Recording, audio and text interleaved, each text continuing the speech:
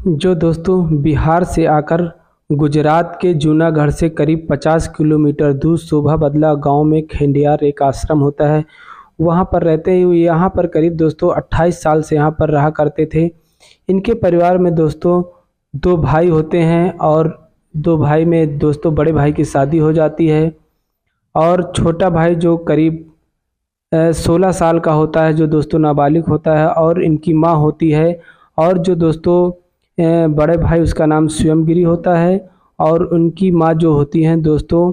इनकी माँ एक साध्वी के रूप में रहती थी, क्योंकि कोरोना काल में जो शिवम गिरी होते हैं और शिवम गिरी की पत्नी का नाम कंचन गिरी होता है, जो शिवम गिरी के पिता होते हैं, कोरोना काल में इनकी मृत्यु हो जाती है। इसके बाद इनकी माता जो साध्वी के रूप में इसी आश्रम में रहती थी और छोटा भाई दोस्तों जो इनका होता है वह मतलब उसी आश्रम में गौशाला यानी भैंस और गायों की देखभाल करता था और कुछ बाहर जाकर मजदूरी का कार्य भी करता था। और जो इनका बड़ा भाई स्वयं गिरी दोस्तों था, यह इलेक्ट्रीशियंस का काम करता था, यानी कहें तो इलेक्ट्रॉनिक का काम करता था।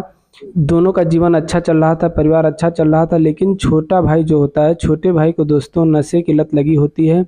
जिसके कारण बड़ा भाई हमेशा छोटे भाई को रोकता है कि तुम नशा पत्ती ना करो। इस वजह से छोटा भाई जब भी कहीं से पैसा कमा कर लाता और पैसा कमाने के बाद वह अपने पास रखता और उसके बाद जब भी वो कार्य करके आता तो दारू का नशा करता था, यानी दारू पीता था। जिस वजह से बड़ा भाई जो उसका होता है उसके ऊपर गुस्सा वगैरह करता है और उसको मना करता है कि दारू मत पियो। और जो भी पैसे कमा के लाता बड़ा भाई उससे पैसे छीन लेता था। इस वजह से दोनों भाई में धीरे धीरे करके अनबन हो गई और छोटा भाई बड़े भाई के ऊपर जो है हमेशा खूनी गुस्सा होकर रहता था। इसी तरीके दोनों में विवाद बढ़ता गया और विवाद दोस्तों इस हद तक बढ़ गया कि एक दिन बड़ा भाई जो है चारपाई में अचानक रात में जो है सो रहा होता है, सुबह का वक्त होता है, जब वह छोटा भाई सुबह जल्दी उठता है और वही खुन्नस खाकर बैठा रहता है दोस्तों, वह एक राड उठाता है और राड उठाने के बाद अपने बड़े भाई के सिर पर वार करता है और इतनी वार करता है कि जब तक उसका बड़ा भाई मर नहीं जाता, सांसें यानी उसकी बंद नहीं हो जाती, तब तक वह राड से उसके सर पर वार करता रहता है। और उसकी जो शिवम गिरी की जो पत्नी होती है, इनके शिवम गिरी, मैंने बताया आपको कि शिवम गिरी इनके बड़े भाई का नाम होता है, जिसको ये राड से मार रहा होता है छोटा भाई। और इनकी जो वंदना इनकी बीबी होती है वो बाहर दोस्तों सुबह के लिए निकली रहती है और जब जब ये शिवम गिरी जोर से चिल्लाते हैं, जब इनके सर पर राड पड़ती है तो वंदना गिरी दौड़कर जो है भाग कर आती है और जब देखती है तब तक ये छोटा भाई बड़े भाई को मार चुका होता है। और जो वंदना गिरी होती है दोस्तों 6 महीने की प्रेग्नेंट होती है, यानी 6 महीने का इनके पेट में बच्चा होता है। जब ये आ जाती है घर के अंदर तो छोटा भाई तुरंत जो है दरवाज़ा बंद कर लेता है। और जब ये हादसा देखती है, वंदना गिरी अपने पति को देखती है कि इसने जो मेरे देवर ने मेरे पति को मार दिया है, तो वह बहुत खौफ खा जाती है और खौफ खाने के बाद वह उसके हाथ पैर जोड़ने लगती है कि हमको छोड़ दो। लेकिन जो छोटा भाई जो इनका देवर होता है वह उसके साथ दोस्तों पहले तो जो है दुष्कर्म की क्रिया को अंजाम कर देता है, यानी बलात्कार करता है। बलात्कार करने के बाद उसको लगता है कि अगर इसको छोड़ दूं, लेकिन फिर उसके दिमाग में एक बात आती है, अगर मैं इसको छोड़ दूंगा तो ये बाहर इस बात को उजागर कर देगी, जिससे मैं फंस जाऊंगा दोस्तों। इसके बाद वह क्या करता है, अपनी भाभी के पेट में इतनी तेज से लात मारता है कि जो 6 महीने का बच्चा होता है, यानी गर्भाशय में वो बच्चा भी बाहर आ जाता है और उसके बाद उसकी गला घोंटकर अपनी भाभी की मृत्यु मार देता है। मारने के बाद दोस्तों उसी आश्रम में करीब 5 फीट का गड्ढा खोदता है और गड्ढा खोदने के बाद दोस्तों अपने भाई और अपनी बीबी के दोनों के कपड़े उतार देता है, यानी नग्न अवस्था में दोनों को कर देता है। नग्न अवस्था में करने के बाद और उसी गड्ढे में 5 फुट का जो गड्ढा होता है उसी में उन दोनों को डाल देता है और जो गर्भाशय से बच्चा निकला होता है उसको भी उसी गड्ढे में डालकर दफना देता है।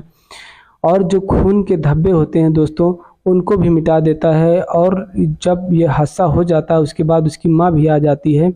जो इस क्रिया में अपने छोटे बेटे का साथ देती है। और जब ये सारी क्रिया हो जाती है तो गड्ढे को दफना दिया जाता है और दफनाने के बाद दोस्तों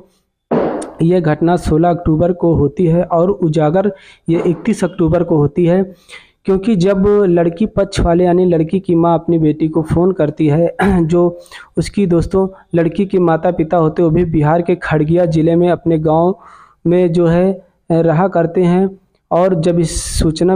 जब वो अपने दामाद को फ़ोन करते तो उनका नंबर भी बंद आता है, और अपनी जब बेटी को फ़ोन करते तो उनका भी नंबर बंद आता है। उसके बाद दोस्तों दीपावली का दिन होता है, उस दिन भी वो लोग फ़ोन करते हैं, तब भी नंबर बंद आता है। इसके बाद वह इसके छोटे भाई जो आरोपी होता है उसके पास फ़ोन करते हैं। फ़ोन करने के बाद उससे हालचाल पूछते हैं तो ये बता देता है दोस्तों कि कहीं बाहर गए हैं, अभी बात नहीं हो पाएगी। इसके बाद 2-3 दिन ऐसा झूठ बोलता है, लेकिन उसके बाद उन लोगों को कुछ शक होने लगा उनके लड़की के माता पिता को। उसके बाद वह उसकी माँ के पास, जो साध्वी का रूप मैंने जैसे आपकी बताया, उनके पास फ़ोन करती है। तो फ़ोन जब उनके पास दोस्तों करती है तो उसकी माँ बोलती है जो यहाँ के हिम्मतनगर चौकी के बाद बड़े बेटे का और बहू का एक्सीडेंट हो गया था, उसमें उनकी मौत हो गई है, वो दोनों ख़त्म हो गई है। सुनकर जो लड़की की माँ होती है उसका दोस्तों दिल दहल जाता है। वह तुरंत जो है बिहार के यानी जो बिहार में खगड़िया ज़िला, वहाँ से अपने खगड़िया ज़िला से गुजरात के लिए निकल लेती है, और वह हिम्मतनगर गुजरात के हिम्मतनगर थाने में पहुंचती है और वहां पर पुलिस चौकी में जाकर पूछताछ करती है। जब पूरी ब्यौरा पुलिस को बताती है कि मेरी बहू मतलब मेरी बेटी जो यहाँ पर ऐसी सी बात थी, तो यहाँ कोई एक्सीडेंट वगैरह तो नहीं हुआ। पुलिस को ऐसी कोई इत्तला नहीं मिली होती, इस वजह से पुलिस मना कर देती है कि ऐसा कोई यहाँ हादसा नहीं हुआ। उसके बाद वह जो है वहाँ पर आगे जाकर छानबीन करती है। जब उसके घर पर भी, आश्रम पे यानी जो उसका घर होता है जहाँ पर मैंने बताया आश्रम में, वहाँ पर भी उसकी बेटी और जो बड़ा दबान नहीं मिलता, तो वह तुरंत पुलिस की गुमशुदगी में रिपोर्ट लिखाते हैं। उसके बाद पुलिस जांच पड़ताल में जुट जाती है, और जब जांच पड़ताल में जुटती है दोस्तों तो उसी आश्रम के अंदर जो वहां पर गड्ढा खुदा था, मिट्टी ताज़ी थी, इस वजह से पुलिस को कुछ अंदेशा होता है और इन लोगों से पूछताछ करती है, और कुछ कॉल डिटेल वगैरह भी खंगाले जाते हैं, जिससे पता चलता है कि आरोपी उसकी माँ भी वहाँ पर मौजूद थी। और जब गड्ढा खुदवाया जाता है तो उसमें बड़े बेटे और जो उसकी बहू होती है उस माँ की यानी उसकी बीवी जो मैंने बताया बन्ना गिरी होती है, और जो छोटा बच्चा मैंने बताया था गर्भाशय में रहा था, वो भी कुल मिला के तीनों लाशें सड़ चुकी होती है, सड़ी स्थिति में होती हैं। पुलिस इन तीनों को बाहर निकलवाती है, और निकालने के बाद जब इसकी माँ को और जो छोटा आरोपी मैंने बताया इसका भाई होता है नाबालिग, इनको पकड़कर जब इनसे कड़ाई से पूछताछ होती है तो यह सारा जुर्म कबूल करता है और पूरी बात बताता है कि मैं दिन रात मजदूरी करता था, मेरा भाई मुझसे रुपया छीन लेता था, और अपनी नशे की लत को भी बताया क्योंकि इसको दारू की लत लगी थी, हमेशा ये नशे में रहता था। ये सब पूरे बात को बताकर ये अपना जुर्म कबूल करता है। तो दोस्तों हमारा कहानी सुनाने का मतलब किसी के दिल को ठेस पहुंचाना नहीं है, लेकिन इससे किस तरीके मानवता शर्मसार होती है और साथ साथ रिश्ते भी शर्मसार हो जाते हैं। आज कल के जीवन में किसी के ऊपर भरोसा करना बहुत ही मुश्किल है।